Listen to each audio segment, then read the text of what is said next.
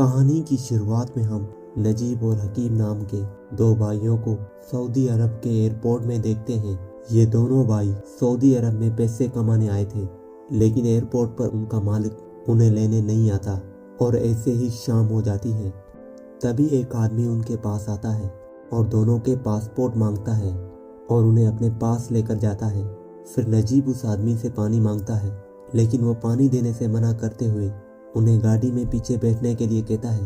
काफ़ी लंबा सफ़र करने के बाद वो एक रेगिस्तानी इलाके में पहुंचते हैं, जिसके बाद रात हो जाती है। नजीब और हकीम रेगिस्तान देखकर बहुत परेशान हो जाते हैं, क्योंकि वो तो कंपनी में काम करने के लिए आए थे। हकीम उन्हें समझाने की कोशिश करता है, क्योंकि वो इंग्लिश और हिंदी लैंग्वेज जानता है, लेकिन वो आदमी हकीम को दूसरे अरब के शेख को बेच देता है और नजीब को अपने साथ ले जाता है। फिर हकीम कहता है कि हमें अलग मत करो। नजीब उसे काफ़ी रोकने की कोशिश करता है, तब वो आदमी उसे बुरी तरह से मारता है और गाड़ी में बिठाकर अपने साथ लेकर जाता है। फिर रास्ते में गाड़ी रोककर वो आदमी नजीब को नीचे उतरने के लिए कहता है, जहां वो नजीब को उसके एक आदमी से उसे मिलाता है और वहां से चला जाता है। अब वो दूसरा आदमी नजीब को सोने के लिए कहता है। नजीब कुछ समझ नहीं पाता और नई जगह पर खुद को काफ़ी अकेला महसूस करता है। तभी उसकी नज़र एक बुजुर्ग आदमी पर पड़ती है। ये बूढ़ा आदमी हिंदी में बात करता है, लेकिन नजीब को हिंदी भी नहीं आती। नजीब इशारे से उस बूढ़े आदमी से पानी मांगता है। वो पानी की टैंकी दिखाकर कहता है कि वहां जाकर पानी पी लो। दरअसल नजीब ने कई घंटों से पानी नहीं पिया हुआ था। रेगिस्तान में बहुत तेज हवा चल रही होती है। ठंड से नजीब कांप रहा होता है, इसीलिए वो टेंट के अंदर जाकर सो जाता है। तभी टेंट में एक आदमी जो कि सो रहा होता है वो जाग जाता है और वो नजीब को लात मार कर उठाता है और कहता है कि तुम्हारी हिम्मत कैसे हुई टेंट के अंदर मेरे साथ सोने की। फिर वो उसे बाहर जाकर सोने के लिए कहता है और नजीब बाहर आकर सो जाता है। सुबह उठकर नजीब देखता है कि बूढ़ा आदमी बकरियों का दूध निकाल रहा है। फिर वो बूढ़ा आदमी नजीब को अपने पास बुलाकर दूध देता है और कहता है कि ये दूध मालिक को दे दो। फिर नजीब को लगा कि वो दूध मुझे पीने के लिए दे रहा है, इसलिए नजीब उस दूध को पीने लगता है। ये देखकर वो बूढ़ा आदमी दूध को छीनकर उसे इशारे से बताता है कि ये दूध मालिक को दे दो। फिर नजीब टेंट में जाकर अपने मालिक को दूध देता है। तब उसका मालिक उसे कहता है कि बाहर जाकर बकरियों का दूध निकालना सीखो। फिर नजीब उसके पैरों में गिर जाता है और कहता है कि मैं यहाँ ये सब नहीं करने आया हूँ, मुझे कंपनी में काम करने के लिए जाना है। लेकिन उस आदमी को कुछ भी समझ में नहीं आ रहा था और वो नजीब को उठाकर टेंट से बाहर फेंक देता है। तभी वहाँ पर वही आदमी आता है जो नजीब को यहाँ पर बेच कर गया था। नजीब उसे अपने डॉक्यूमेंट्स और जिस कंपनी में जाना है उसका नंबर देता है, लेकिन वो आदमी वो नंबर और उसके डॉक्यूमेंट्स उसी के सामने फाड़ देता है। ये देखने के बाद नजीब रोने लगता है। वो खुद को काफी अकेला महसूस करता है। तभी उसका मालिक उसे खाने के लिए बुलाता है। वो उसे एक मोटी रोटी देता है जो कि आधी कच्ची होती है। नजीब काफी भूखा होता है और वो वही रोटी खाने लगता है, लेकिन रोटी कच्ची होने की वजह से वो उसके गले से नीचे नहीं उतर रही थी। तभी वहाँ बैठा उसका मालिक उससे कहता है कि रोटी को पानी में भिगोकर खाओ। उसके बाद रात हो जाती है और बाहर खड़े हुए ट्रक के पीछे जाकर नजीब वहाँ पर सो जाता है और अगली सुबह नजीब बाथरूम के लिए जाता है। तभी वहाँ वो आदमी आकर उसका पानी उससे छीन लेता है और कहता है कि पानी बहुत महंगा है। उसके बाद वहाँ पर पानी के टैंकर वाला आता है जो वहाँ की टैंकी को भर रहा होता है। फिर नजीब उस आदमी के पास जाता है और उससे मदद मांगता है। वो यहाँ से बाहर निकलने का रास्ता पूछता है। इसी दौरान वो आदमी उसे देख लेता है। वो आदमी नजीब पर बहुत गुस्सा होता है और वो अपनी गन लेकर आता है और नजीब को जान से मारने की धमकी देता है। नजीब को काफी मारने के बाद उसे वहाँ पर ही छोड़ देता है। रात को नजीब उस बूढ़े आदमी के पास जाकर पूछता है कि तुम्हें यहाँ आए हुए कितना टाइम हुआ है। तब बूढ़ा आदमी कहता है कि अगर कोई एक बार यहाँ पर आता है तो वो वापस नहीं जा सकता। अगली सुबह नजीब का मालिक उसे कहता है कि बकरियों का दूध निकालो, क्योंकि वो बूढ़ा आदमी कहीं पर दिखाई नहीं दे रहा होता। यहाँ नजीब को दूध निकालने का कोई भी एक्सपीरियंस नहीं होता, इसीलिए बकरियां उस पर हमला कर देती है, जिसकी वजह से वो जमीन पर गिर जाता है। लेकिन गुजरते वक्त के साथ नजीब ये काम सीख जाता है। एक दिन काम करते हुए नजीब की नज़र एक कार के शीशे पर जाती है। वो खुद का चेहरा देखकर काफी मायूस हो जाता है। उसका चेहरा काफी बदल चुका होता है। नजीब सोच रहा होता है कि वो कभी भी यहाँ से नहीं निकल पाएगा, इसीलिए वो पहाड़ी से नीचे कूदकर अपने आप को मारने की कोशिश करता है। वो पहाड़ी पर जाता है और नीचे देखता है कि कई सारे गेंद एक मुर्दे को खा रहे होते हैं और नजीब नीचे जाकर देखता है तो ये वही बूढ़ा आदमी होता है जो उसके साथ काम करता था। इसे मरने के बाद रेगिस्तान में फेंक दिया गया ताकि गिद्ध उसे नोच कर खा सके। नजीब सोचता है कि अगर मैं यहाँ पर रुका तो मेरा भी यही हाल होगा।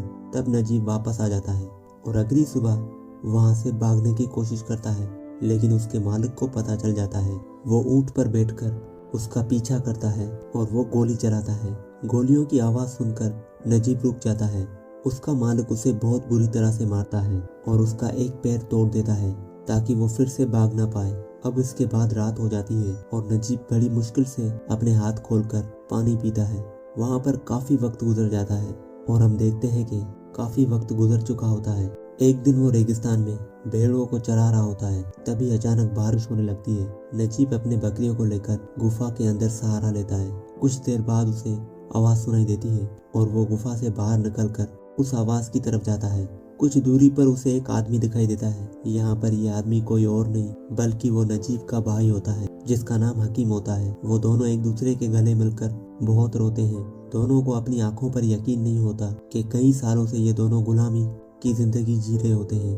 हकीम बताता है कि मुझसे कई जगहों पर काम करवाया गया है और काफी टॉर्चर भी किया गया। तभी दूर से एक गाड़ी आकर खड़ी हो जाती है। हकीम कहता है कि मेरा मालिक आया है। इसके बाद हकीम वहाँ से चला जाता है। अगली सुबह जब नजीब ऊँट लेकर जा रहा होता है तब वहाँ पर हकीम आता है और उसे एक चिट्ठी देकर चला जाता है। नजीब उस चिट्ठी को पढ़ता है जिसमें लिखा होता है कि मैं जहाँ काम करता हूँ वहाँ पर इब्राहिम नाम का एक आदमी है जो यहाँ के सारे रास्ते जानता है और वो हमारी मदद करने के लिए तैयार है। हम उसकी मदद से यहाँ से भाग सकते हैं। कुछ दिनों के बाद नजीब और हकीम और इब्राहिम एक जगह पर मिलते हैं। वहाँ पर इब्राहिम बताता है कि कुछ दिन बाद बड़े मालिक के बेटी की शादी है और सभी लोग वहाँ पर जाएंगे। ये दिन सही रहेगा हमारे लिए यहाँ से भागने के लिए। इसके बाद काफी टाइम गुजर जाता है और शादी का दिन आ जाता है। नजीब को उसका मालिक बोलता है कि मैं 2 दिन के लिए शादी में जा रहा हूँ और तुम यहाँ भेड़ों का ख्याल रखोगे। उसके जाने के बाद नजीब सबसे पहले नहाता है क्योंकि वो कई महीनों से नहाया नहीं होता। इसके बाद वो वही कपड़े पहनता है जिन कपड़ों में वो यहाँ आया था, लेकिन उसकी पैंट काफी लूज हो चुकी थी, इसीलिए वो रस्सी को बांधकर पैंट को पहनता है और अगले दिन नजीब भेड़ों को चारा देता है और कहता है कि मैं यहाँ से जा रहा हूँ और कभी भी वापस नहीं आऊंगा। तभी हकीम और इब्राहिम वहाँ पर आते हैं। इसके बाद तीनों वहाँ से निकल जाते हैं। अब सफर करते करते उनको रात हो जाती है। तीनों काफी थके हुए होते हैं। रास्ते में वो देखते हैं कि एक काफिला आराम कर रहा है। इब्राहिम उनके पास पानी के लिए जाता है, लेकिन वहाँ बैठा आदमी उन पर गोलियां चलाने लगता है और तीनों वहाँ से भाग जाते हैं। इसके बाद सुबह हो जाती है। हकीम और नजीब इन दोनों को बहुत प्यास लगी होती है। हकीम इब्राहिम से पूछता है कि रास्ता कहाँ पर है, यहाँ पर चारों तरफ तो रेगिस्तान है। तब इब्राहिम कहता है कि हम रास्ता भटक चुके हैं और गलत साइड की तरफ जा रहे हैं। कुछ देर बाद हकीम देखता है कि एक ऊंट पानी पी रहा है और वो पागलों की तरह उस तरफ भागता है। इब्राहिम कहता है कि वहाँ पर पानी नहीं है, ये सिर्फ तुम्हारा वहम है। हकीम जब वहाँ पर पहुँचता है तो वो देखता है कि वहाँ पर एक मरा हुआ ऊंट पड़ा होता है। ये तीनों फिर से आगे बढ़ने लगते हैं और एक जगह नमाज पढ़ने के लिए रुकते हैं। तभी कई सारे रेगिस्तानी जहरीले सांप रेत से बाहर निकलते हैं। इब्राहिम हकीम को खींचकर बचा लेता है, लेकिन नजीब का पैर टूटा हुआ होता है जिसकी वजह से वो तेजी से भाग नहीं पाता। इसीलिए उसे इब्राहिम कहता है कि हिलना मत, चुपचाप खड़े रहो। यहाँ पर सांप नजीब के पैरों के ऊपर से गुजर जाते हैं। नजीब के पैरों में छाले पड़ जाते हैं, इस वजह से वो आगे नहीं बढ़ पाता। इसीलिए इब्राहिम अपनी जैकेट उतारकर उसके पैरों में बांध देता है। कुछ देर आगे चलने के बाद ये दोनों भाई फिर से गिर जाते हैं क्योंकि कई दिनों से इन दोनों ने पानी नहीं पिया होता। इन सबको बेहद प्यास लगी होती है, लेकिन इब्राहिम इन दोनों को हिम्मत देता है। हकीम काफी थक चुका होता है, लेकिन उसे इब्राहिम अपने कंधों पर उठा लेता है। लेकिन कुछ देर के बाद नजीब भी नीचे गिर जाता है। दोनों भाइयों को होश नहीं होता, इसीलिए इब्राहिम उन्हें अपना पसीना पिलाता है। फिर तीनों आहिस्ता आहिस्ता आगे बढ़ते हैं। कुछ देर आगे बढ़ने के बाद हकीम को होश आने लगता है। उसे शहर दिखाई देता है। वो भागने लगता है और चिल्लाते हुए कहता है कि हम पहुंच गए। वो भूख के मारे रेत खाने लगता है। नजीब उसे संभालने की कोशिश करता है, लेकिन वो नजीब को भी धक्का देकर वहाँ से भागने लगता है और आगे गिर जाता है। उसके मुंह से खून भी आने लगता है।